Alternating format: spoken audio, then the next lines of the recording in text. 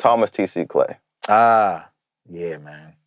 Wow. I mean, when we hear that name, we're like super creative, own style, originality. How did that come about? Because the band for that was like just it was crazy, man. Like it was. Who was you have? You had Sean Walters, right? Sean Walters on keys. James Drummer Boy Harris, amazing amazing. Jay Bratton, amazing. We had a plethora of guitar players, but the time I came, around that time, Matt Sampson was playing. Amazing guitar player. Yes. Yeah, man, those were some crazy times. Rehearsals till 3, 4 o'clock in the morning. Till this day, I can say that I've not experienced just a raw, genuine, authentic talent like Thomas T.C. Clay. Like, he just had a thing, man. Like, his approach, his boldness, the ideas that he had were far beyond his years. To the point where sometimes I felt like he was born in the wrong era, and he was taken from us too soon.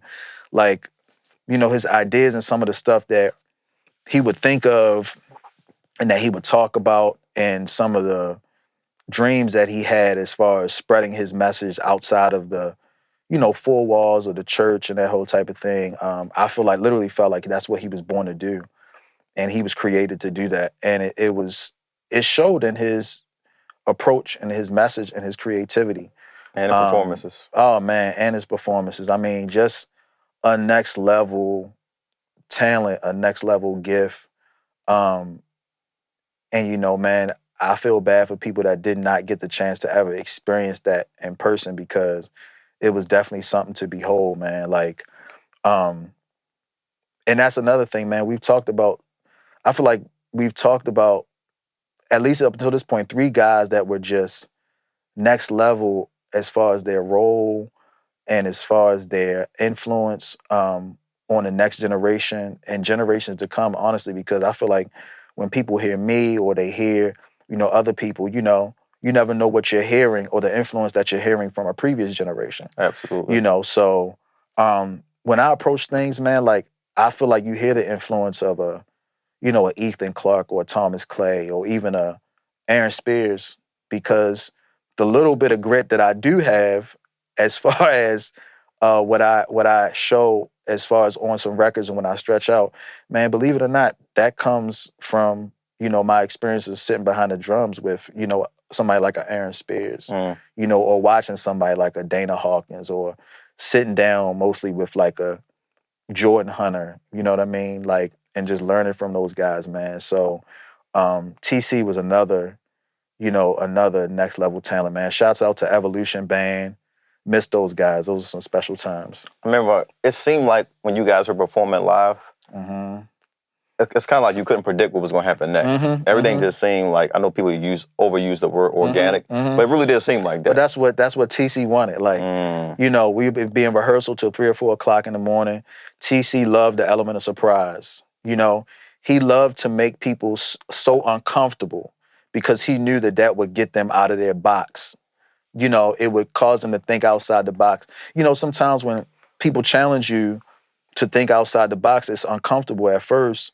But honestly, I feel like deep down inside, TC knew what he was doing.